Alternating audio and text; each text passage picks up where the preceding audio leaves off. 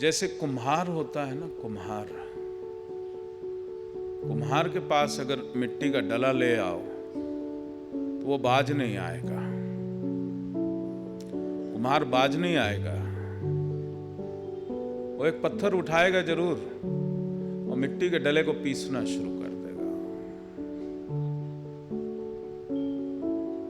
इसलिए कहते हैं सिद्ध मार्ग के गुरु के पास जाना ही नहीं चाहिए, क्योंकि जैसे ही तुम गए उसने पत्थर का डला उठा लिया और तुम्हारा पिटाई चालू कर दी, जिससे ईगो पूरी तरह से क्रश हो जाए। इसलिए सबसे आसान तरीका है कि गुरु को स्थूल रूप में कभी नहीं चाहो। अगर शिव योग का गुरु है, सिद्ध मार्ग का गुरु है, तो वो टच मी नॉट है, उससे दूर रहो। वो कुम्हार जैसा काम करेगा। कुम्हार जैसे मिट्टी को चूरा बना देता है, वैसे वो गुरु तुम्हारी ईगो को ठेस पहुंचाएगा, तोड़ेगा उसको। क्योंकि उसमें आधे लोग वो गुरु छोड़ के ही भाग जाते हैं, बेकार है, इसके पास नहीं जाना हमको। और जो ये ठान के आया है कि मेरा रूपांतरण होना, ये वो बेचारा अटक जाता है। अब कुमार उसका मिट्टी का चूरा बनाएगा, उसके बाद भी उसको चैन नहीं आता। उसमें पानी डाल देगा, सर्दियों के दिन ठंडा पानी और डाल दिया उसमें। उसके बाद भी उसको चैन नहीं आएगा, उसको कूटेगा। और कूटने के बाद जब वो आटे जैसा हो जाएगा तब भी उसको चैन नहीं दे, थपा थप। जब तक वो बर्तन की शेप ना ले ले, जब तक उसका आकार सुपात्र ना बन जाए, तब तक वो छोड़ता नहीं है। उस परम सत्य को जान सको जो तुम स्वयं हो। ये अहंकार, ये लोभ, इन सब से बहुत परे की वस्तु हो तुम ही परमात्मा हो।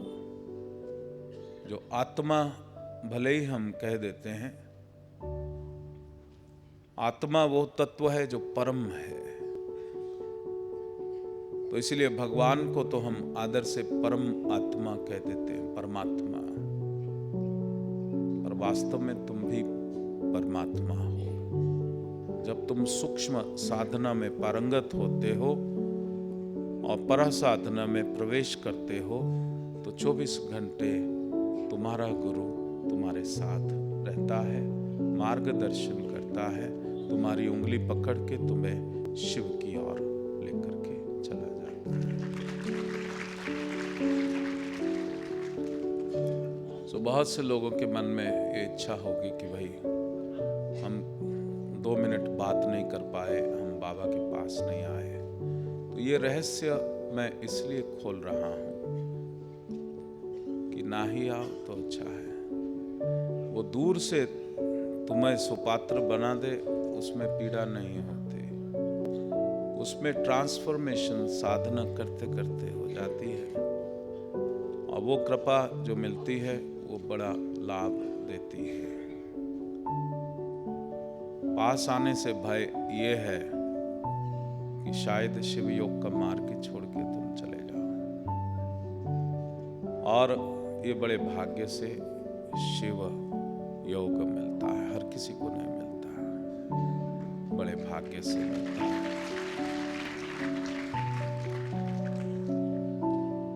शास्त्र तो यहां तक कहते कि अगर अपना सर्वस्त्र दे दिया और उसके बदले शिव योग प्राप्त हुआ तो फायदे का सौदा है। क्योंकि जब शिव योग तुम्हें मिला तो तुम सब कुछ बना लोगे, संसार भी बना लोगे, और उस परम ज्ञान को प्राप्त होके उस परम पद को भी प्राप्त तुम हो जाओगे। इसलिए इसको, जो साधना तुमको मिली है, इसको अनमोल समझना। इसका कोई मोल है नहीं। मैंने जो ये यात्रा करी है बड़ी मेहनत के बाद, बहुत सेवा के बाद जो प्राप्त किया है, ये तो शिव कृपा है और तुम्हारे प्रति भगवान का प्रेम है, और तुम्हारे ऐसे कुछ पुण्य कर्म रहे होंगे जिसलिए भगवान तुमको ये सब, इतनी दिव्य साधना, इतनी गहरी साधना जिसमें तुम उसके साथ एक आसानी से हो सकते हो, जिसमें तुम अपने संचित कर्मों को काट सकते हो इतनी आसानी से बगैर दुख भोगे, वो साधना तुमको मिली है।